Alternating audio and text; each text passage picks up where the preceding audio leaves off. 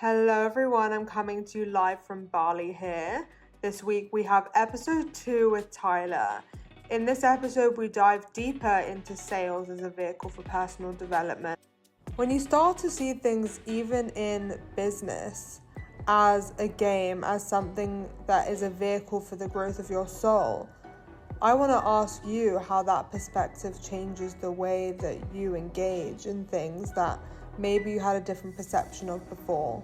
So enjoy this episode and I'd love to hear from you as always.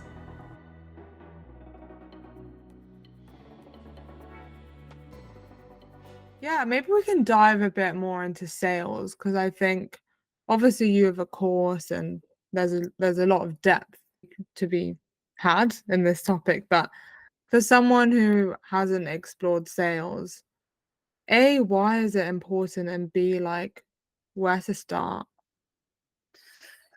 I think it's important because you're learning communication and people skills and emotional intelligence, and every business is the people business. Even if you don't really believe that you're in sales every single day. Like if you want to watch a movie with your family, you have to sell them on why they should watch that movie. Like in everything, Grant Cardone has a book, Sell or Be Sold. You're either selling or being sold to in everything.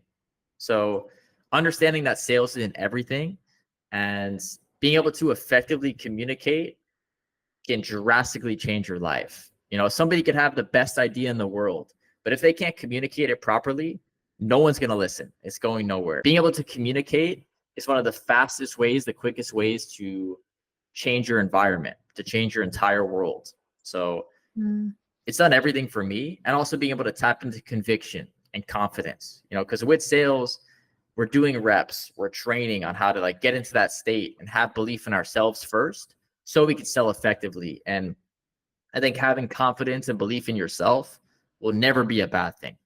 I think it's always a net positive for sure. So Yeah. with a place to start, I would say just watch YouTube videos, but like don't absorb everything, you know, because like how Jordan Belfort, the Wolf of Wall Street, how he sells is distinct to him. How Andy Elliott sells is his style. Brad Lee, Grant Cardone, Daniel G. Like all these sales videos are great, but you don't have to take things word for word. Like at first it helps to mimic other people, to learn the process for you. But eventually your sales process should be unique to you and your personality. Like I sell how I'm talking to you now. Just like a genuine conversation, super like I'm really listening to the prospect, really, really diving deep into their emotion and what it means to them, and like making intuitive downloads based off what they're giving me and like asking follow-up questions based off of that. So I would just watch videos, take it in. Our training does that. Like it teaches beginner sales, but there's so many different programs, mentors out there. Find somebody you resonate with and just start, you know, like practice having a sales call, sales conversation with a family member or a friend. Yeah, it will change your life. Yeah, I think it's such a powerful skill to have, as you say, for anything. And I think any resistance that comes up for you, maybe even this conversation is triggering you in some way. Because I used to get so triggered by sales in general. And I think just use that as a mirror and a reflection to know where you're at with it and know that, like, that's a useful thing. Because that means that you can become aware of what your blocks are. Is it that you're thinking about being scammed, or are you thinking about how the thought of talking to someone about something is so scary to you, and that like anything can be healed? And this is part of a healing journey. Learning sales is a healing journey. For sure. It's so much of the work we do inside the program is giving people confidence to even show up and do the drills and do the role plays and like stick through it. And everybody sucks at something at first. You know, like when you show up to a martial arts class, that first day you're gonna get whooped a little bit. Like you're gonna get beat down a little bit. It's not gonna be so tremendous. Like they have empathy at first, so they're not gonna like really give you the full showcase, but you're gonna feel like you suck at it. But allowing yourself to suck at something enough times so you actually become good at it, because everybody starts with 0 followers. Everybody starts at white belt when they're getting into jiu-jitsu. It's focused intention, deliberate action, which brings us back again to Kaizen, which is why I love Kaizen so much, because it's really just small improvements every day. Like there's no such thing as an overnight success. Like Michael Phelps, Gary Vee, LeBron James, all the greats, they were doing this for years and years and years and sucked over and over and over again until they became proficient. So it's Yeah, really just that. It's like repetition. I know. And this has been such a powerful learning for me personally. Like, we create so many barriers and like think that things aren't going to happen if they're not happening at the speed we want them to, but actually just learning like there's so much beauty in the journey, and that again, yeah, it's just about one step at a time. It sounds simple, but it's easier said than done, right? Yeah, for sure. Kaizen is not like just patience and like a cope for not taking action. You know, we should be putting in the work every single day and maxing out our days and like really feeling like we're making progress. It's taking full action, like showing up every single day on the training calls, putting in the work, having the diet, the routine, doing all these things, like taking action like you need success tomorrow, but understanding it won't come tomorrow. Mm. Yeah, and I also wanted to comment on something there as well, is that it is a lot about balance. And also, someone in our community said something really powerful. Understand what your like minimum is and what your maximum and what your like medium baseline is. Because I think, especially with the feminine, especially with our cycles, knowing that actions don't always have to mean like intense actions. It's just about taking that inspired action that's in alignment and not always pushing yourself past a breaking point when your body's not feeling it. Sometimes the most productive thing you could do is take a break. It's incredible how God and the universe works, because sometimes I'll be off my phone for that day where I take a rest and my business moves by itself. Like people start texting me out of nowhere, and like people are like, hey, like I want to join, like I'm finally ready to go, let's go. And it's Mm, when I'm not focused on business that things move. And it's also yeah. similar in the gym. Our muscles grow when we take a rest. Our muscles aren't growing when we're doing the bicep curls. We're facilitating that process, we're starting it, but they really grow when you're resting in a rest state and allowing things to take place. You're like, all right, I did my part. Now let's let things move. Let God be God. Essentially, that's how I look at it. Yeah, and I think there's action in inaction. And as you say, it's about like realizing that. So, from personal experience, like, how do you know when it's time to rest, and how do you know when you need to push past that resistance and push past not wanting to do something and doing it anyway? There's no like one size fits all. It's really Yeah. listening to your body and understanding your seasons. If you could become like a scientist on your life, Or the CEO, CEO. and it is always about trial and error, learning about yourself. Like, self-awareness is everything. And I think there is more of a movement now to learning that like it's not actually how hard you work, it's how smart you work.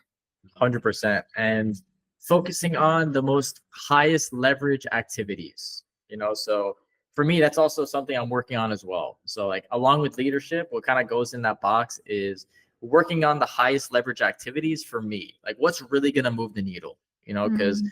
we might look at our day and there's so many different things to do and so many different options and so many places to put your focus and energy, but being able to have discernment and what's really going to move the needle for you. Like what's the most important task for you to do, and seeing if you delegate out other things that like other people could do effectively, that you don't need to focus your energy on it. So being able to focus on the highest leverage activities for you and go full force with that is tremendous. There's so many Yeah. distractions now.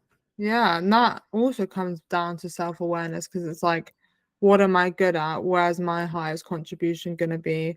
And mastering your own energy to know, like, this is where my energy is going to serve with the most return on investment, and this is where I need to delegate. And also that takes courage in itself, because every time you step up, every time you let go of something in terms of like delegating, hiring, all these things, that again is like a whole new stepping into the arena in so Yeah. many ways.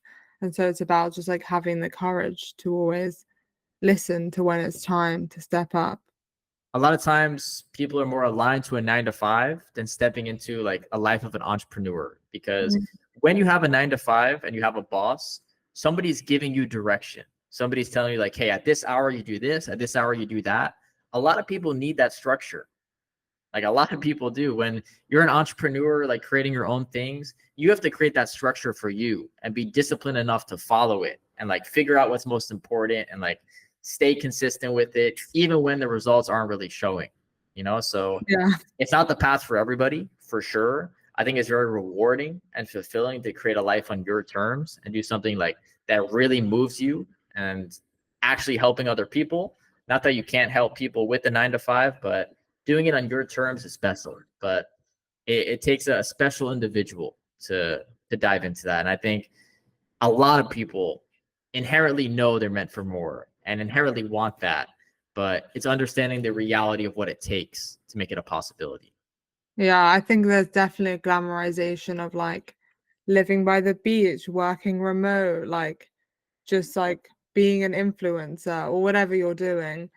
And yeah, everything has its pros and cons. And that's why I say it's like, how willing are you to have the life of your dreams? How dedicated and committed are you to serving? Because there's going to be challenges, there's going to be times where you don't feel like doing anything. And that takes self-awareness, as we said, about learning when is time, when isn't. But yeah, it takes discipline, and some people prefer safety and structure, and that's okay. It's all welcome. It's all part of our experience. Yeah. I try to be super transparent about that process of I don't want to like glamorize the laptop lifestyle, quote unquote, because most of my days are here sitting in front of this laptop and working. You know, I might have a great view, like I'll take my laptop to the beach, but while I'm at the beach, I'm working, I'm taking action, I'm moving things along and having different conversations. So a lot of times people glamorize it for sure, like you said, and like make it seem too good to be true. You know, like I want to be very transparent. It does take work, it does take energy. It's not all going to come at once, but it's never been easier to live that lifestyle, you know, to live by the beach, to work on your laptop. All the tools are here. Like if your ancestors saw that you have the tools and access that you have now, they would have been blown away that you could access any document, any written piece of literature, anything ever in existence at your fingertips in like 10 seconds. Like we have so many tools, we take it for granted a lot of times, but like when you really have that in perspective, it changes things. You know, like Yeah, I was gonna say, I feel like a lot of the time we talk about like the negative parts of social media, of all these things, and how it affects our attention span and all these things. And I think it's true, but also let's harness what's positive about it. Let's use it to connect with people around the world and like really access everything we can access and learn, educate, do all these things that you can do. It's amazing. yeah.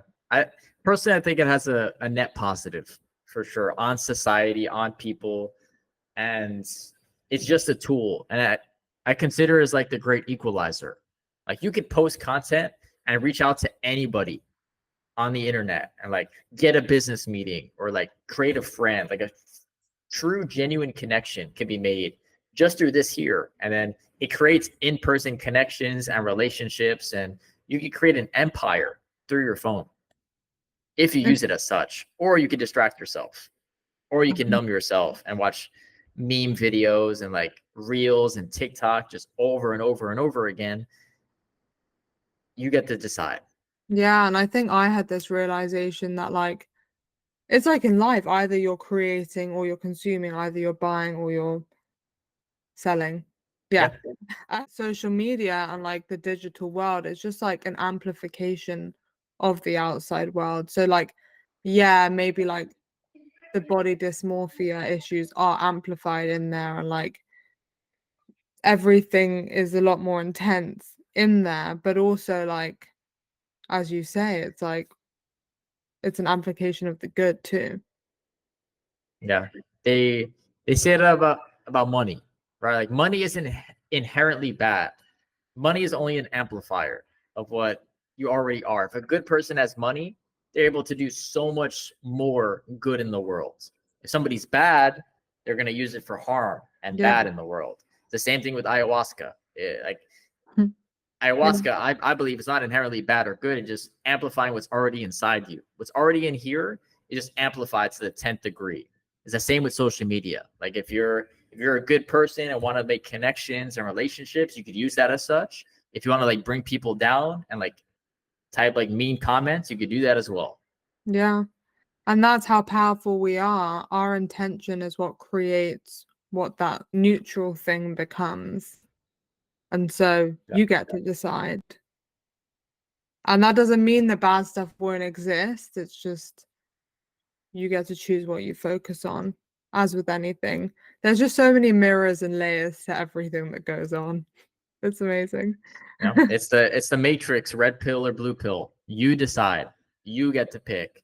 I think Albert Einstein has that quote where it's like, um, either you think the world is conspiring against you or the world is conspiring for you. And because of that decision and like that belief, your life will flow in that way. Like everything Mm. changes based off that. So you get to dictate your life. You get to pick what mindset mentality you have with the tools, because we all pretty much have access to equal tools, right? Like Yeah. most of us have access to the internet. Some are more well off than others, but for the most part, we all have a level playing field to get started. Yeah. Yeah. And it's like that quote too, whether you think you can or not, you're right. So yeah, and that's the thing, like you always have the opportunity to have that blank slate and restart and reinvent, no matter where you are in anything, in any part of your life. And I want to just speak more about your experiences with plant medicine because I think a lot of people don't understand a lot about it. And maybe you want to go into a specific journey or a specific moment that changed your life from it. I just really feel cool to ask you that. Yeah. A lot of people look at it as drugs. In a way, it can be considered drugs for sure, but for me it's more than that. It's medicine. It's a tool to heal ourselves and tap into different states of consciousness, to tap into subtle layers of our being. And with ayahuasca specifically, you're taken into a deep journey of your mind, of your body, of your subconscious, like all these beliefs and thought patterns and mindset and feelings, like you're feeling all of it and it's all coming to the surface. It's like a mirror, like you're looking at yourself directly, like true and true. And for me, when I was on ayahuasca, one time specifically, I was purging, you know, so with ayahuasca, it's very common to like to throw up, to purge and like release certain things. And when I was doing that, I was releasing things that weren't even mine, but like from my DNA, from my past relatives and my ancestors, of like their negative thought patterns and their trauma and their pain, all these different voices. Like as I was purging, like so many things were going on, and it wasn't necessarily mine, but it was baggage, emotional baggage I was holding on to. And after those experiences, I feel lighter. I feel cleansed. I feel renewed, refreshed. And like I just had a wash for my body, like internally. Like my brain was washed and cleansed. And I'm like at a new playing field, you know? Yeah. So when it's done in a sacred way, in an intentional way, it's a tool for growth. I think they say one night of ayahuasca or mushrooms is like 10 years of psychotherapy.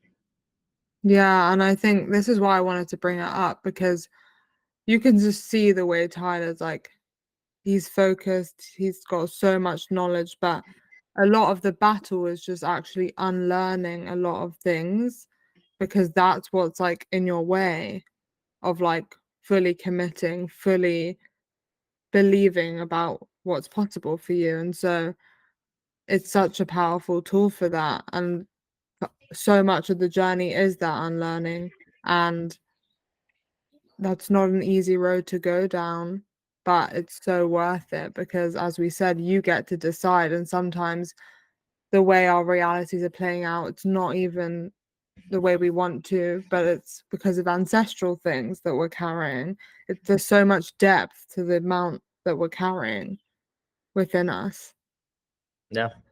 Embracing it, being thankful for it, but like it's pretty undeniable, in my eyes, that things get passed down from generation to generation, so trauma, thought patterns, like traditions, rituals, like all these things are passed down.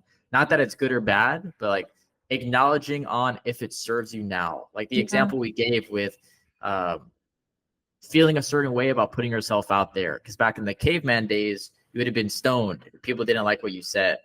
That's not really going to serve us nowadays. So like letting go of that, even though it's been passed down to us, like being able to look at it and be like, okay, this thought pattern, this belief doesn't serve me. Let's work on transmuting it.